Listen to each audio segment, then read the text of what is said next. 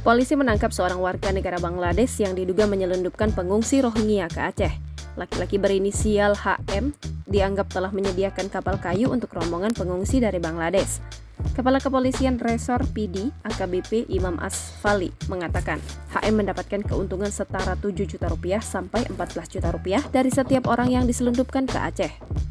Jika ditotalkan dari hasil kejahatan tersebut, agen mendapatkan sekitar 3 miliar rupiah. Sebut Imam dalam konferensi pers di PD Rabu 7 Desember 2023, seperti dilansir Antara. Menurut Imam, HM ikut dalam kapal yang membawa pengungsi Rohingya saat berlabuh di Kecamatan Muara 3, Kabupaten PD pada 14 November 2023.